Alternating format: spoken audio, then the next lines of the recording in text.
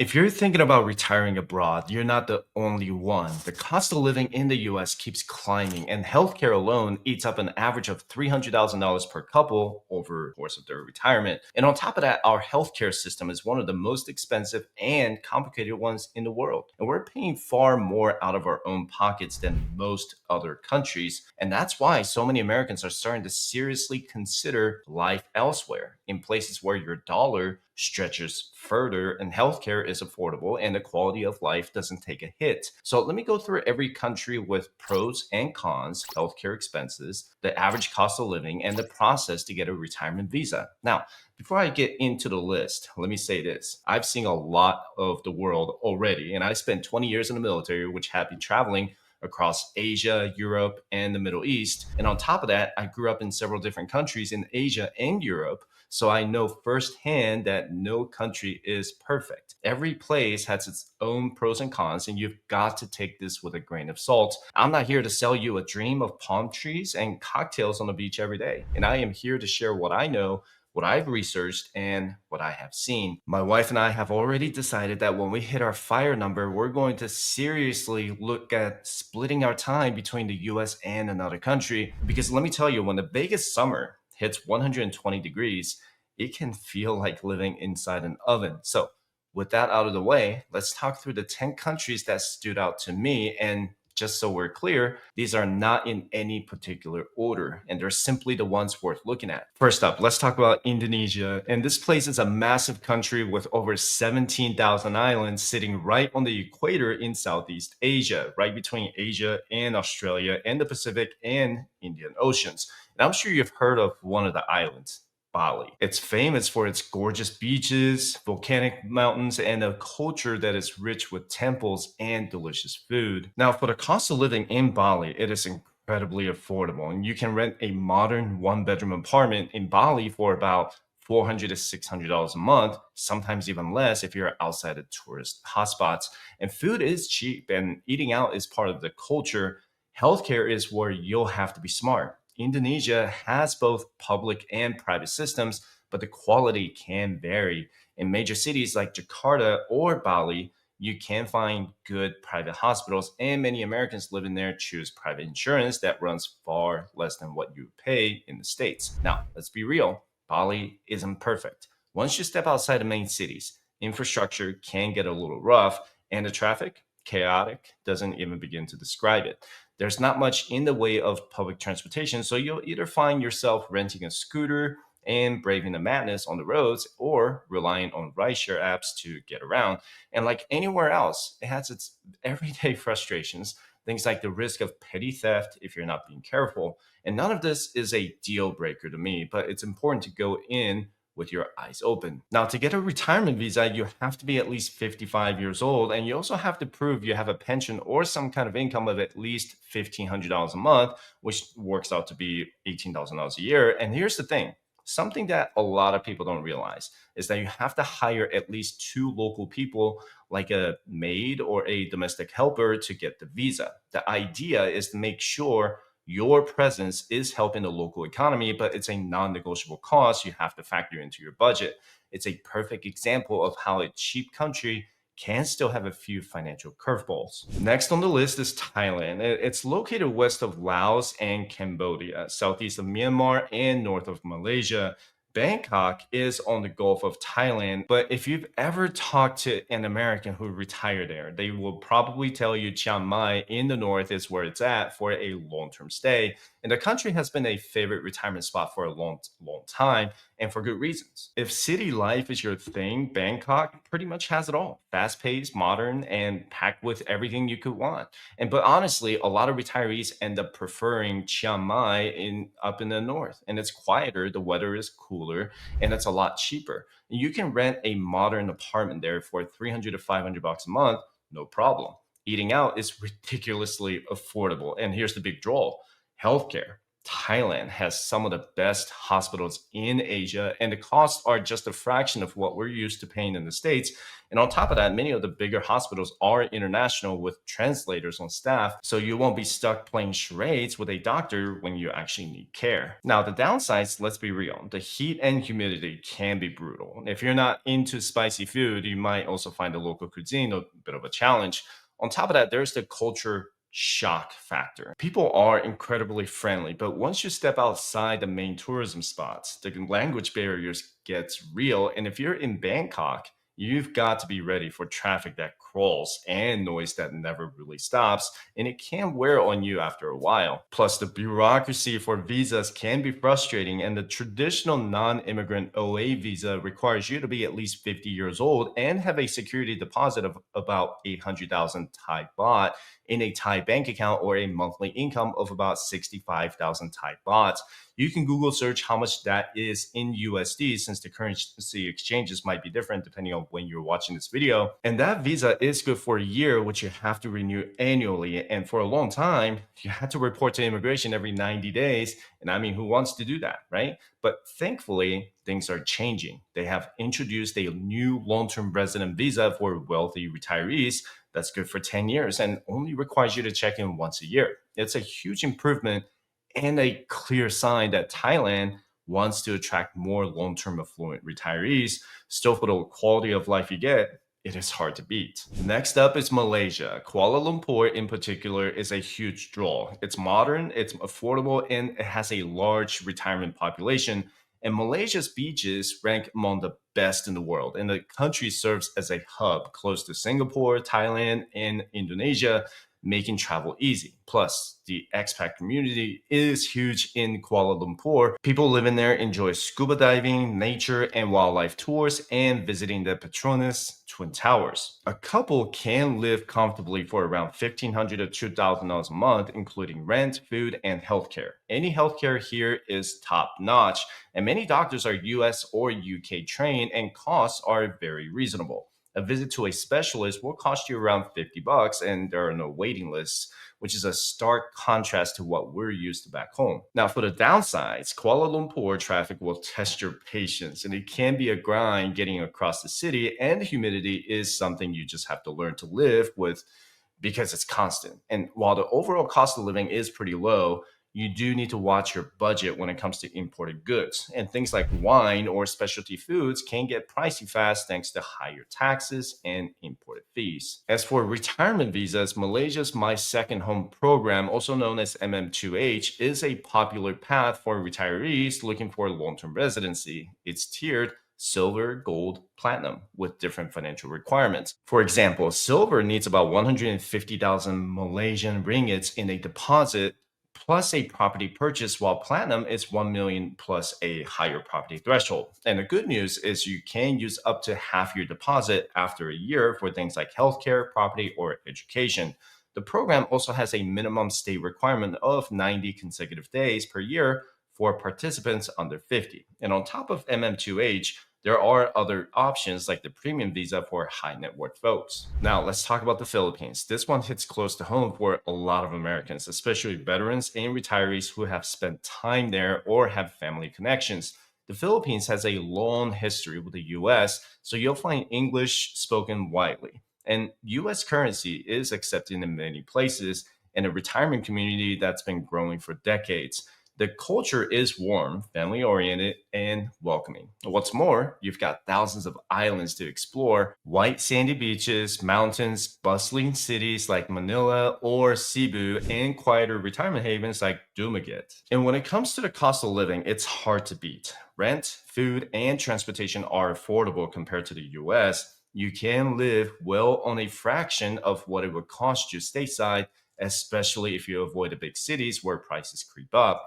Healthcare is a mixed bag, and private hospitals in Manila, Cebu, and other large cities are quite good with English speaking doctors, and medical care is far less expensive than in the US.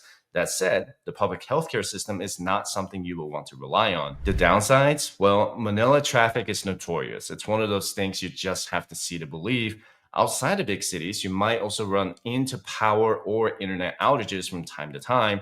And don't forget, typhoons are just part of life there. And so choosing the right location really matters. And if you can roll with these challenges, the Philippines gives you a vibrant, affordable lifestyle where your money really does go a long way. For retirement visas, the Philippines has one of the most flexible programs out there. The Special Resident Retirees Visa, or SRRV. Under the SRRV Classic program, if you have a confirmed monthly pension of at least $800 as a single applicant or $1,000 as a couple, you only need to make a one-time deposit of $10,000. If you don't have a pension, the requirement is going to be $20,000.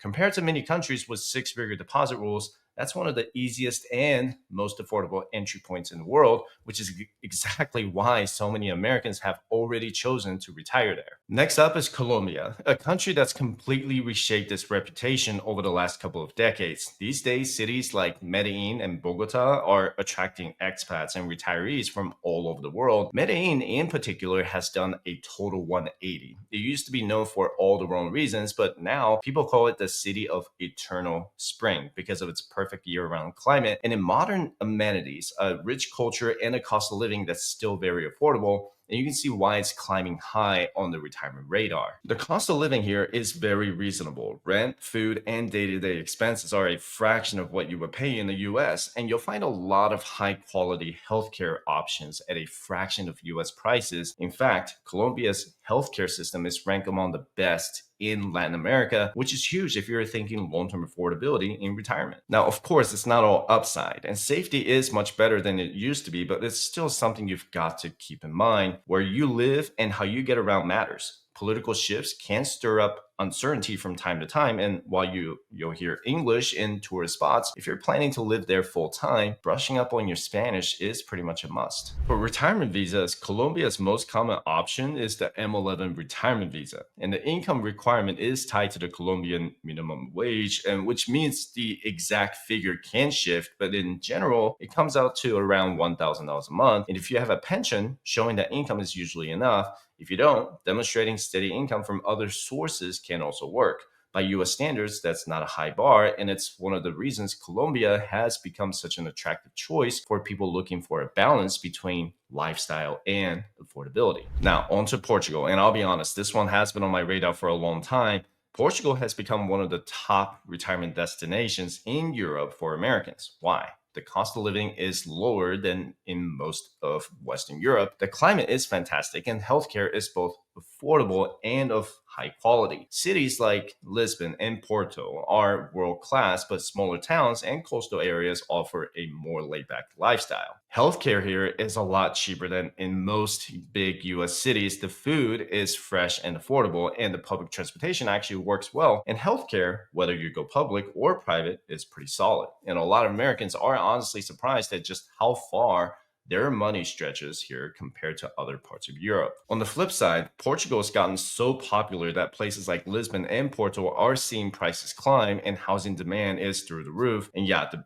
bureaucracy can test your patience. It's not exactly a fast moving system, but if you can live with that, you'll find Portugal is still one of the most livable countries in the world. For visas, Portugal's D7 visa is the main retirement option. It requires proof of passive income or pension income of 870 euros per month and proof of accommodation like a rental or lease agreement for at least 12 months and a Portuguese bank statement showing a minimum of 10,440 euros, which is equal to 1 year's minimum wage, and you have to pass a criminal background check. And once you're in, you can even work your way towards permanent residency or citizenship if you stay long enough. So that's a huge advantage for anyone looking for a long-term base in Europe. Next on the list is Vietnam, and this one has exploded in popularity among American retirees, and I can see why. Cities like Da Nang, Hanoi, and Ho Chi Minh City offer a blend of culture, history, and affordability that's hard to match. You've got beaches, mountains, bustling street markets, and a food scene that's one of the best in Asia. The cost of living here is incredibly low. Rent is cheap, food is even cheaper, and transportation, whether scooters, taxis, or buses, barely makes a dent in your wallet. And healthcare in major cities is improving quickly, with international hospitals and clinics offering solid care for a fraction of what you would pay in the US. Now, like any other countries, Vietnam is not perfect. Outside the big cities, infrastructure can be hit or miss, and traffic in Ho Chi Minh City, well, let's just say it's not for the faint of heart. English is getting more common, but it's still not as widespread as in some other tourism spots. So you will either want to learn a little Vietnamese or be ready to rely on hand gestures and patience. And while the healthcare in the major cities is strong, if you're in a smaller town, you will probably need to travel for anything serious. The biggest downside, however, is the visa situation, and they do not have a dedicated retirement visa like some other countries do. So retirees often use long-term tourist visas or business visas, and that means you may have to deal with renewals or visa runs. And it would be perfect for someone like me who wants to split time between the US and Vietnam. Now, let's go to Panama. This country has been a retiree favorite for decades, and it's easy to see why. You've got a stable economy, the US dollar is used as currency, and there's even a strong American influence dating back to the Panama Canal. Places like Panama City offer a modern urban feel, while areas like Bokeh in the mountains attract retirees looking for cooler weather and a slower pace. The cost of living is affordable compared to the US, though Panama City can be pricier than smaller towns.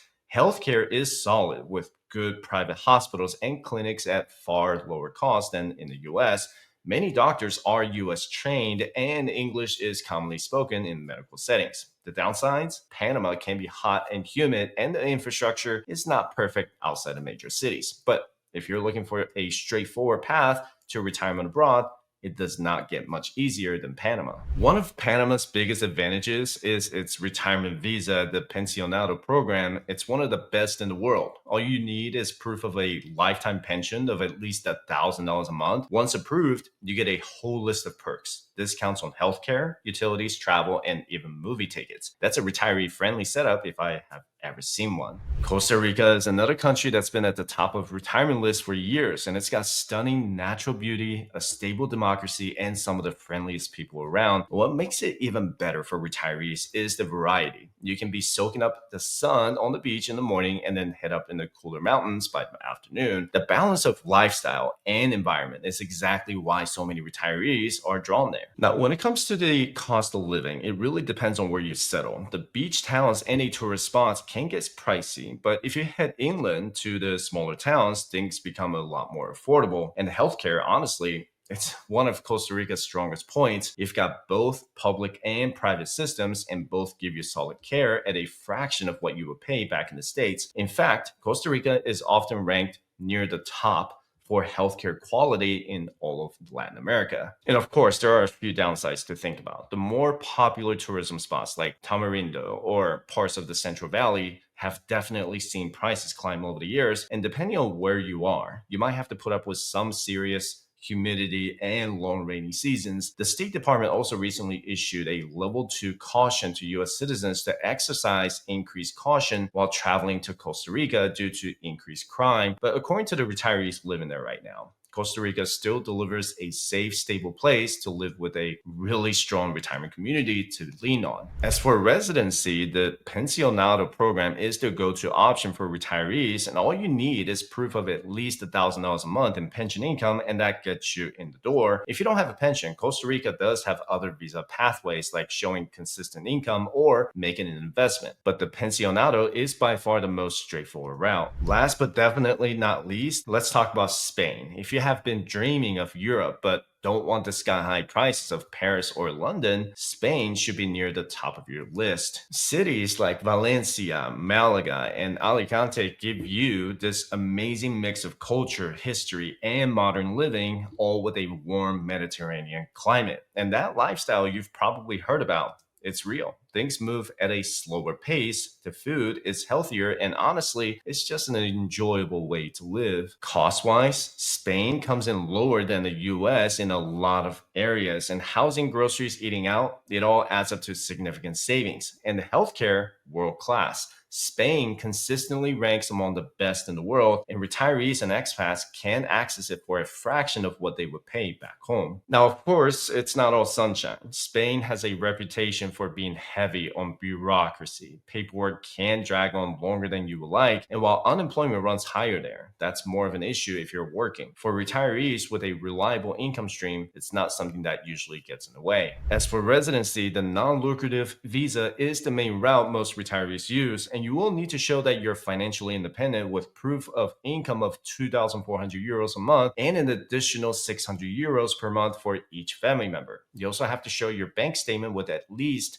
28,800 euros and 7,200 euros for an additional family member. You're not allowed to be employed or self-employed while you're in Spain. Only your pension income, investment income, or rental income will be accepted. It's on the higher side compared to some of the other countries we're talked about, but the trade-off is getting to spend your retirement years in one of Europe's most beautiful, affordable, and culturally rich countries. And there you have it, 10 countries that are firmly on my radar for an affordable early retirement. Each one has its own flavor, its own set of trade-offs, but they all share one big promise: the chance to make your money work harder for you while still living well. Retiring abroad isn't just a what if anymore. It's becoming a real, actionable plan for a lot of people. And the truth is, the earlier you start thinking about it, the more options you'll have. So the question is, where do you see yourself? Bali, Portugal, maybe even Colombia? How about the Philippines? The world is opening up, and your retirement doesn't have to be boxed in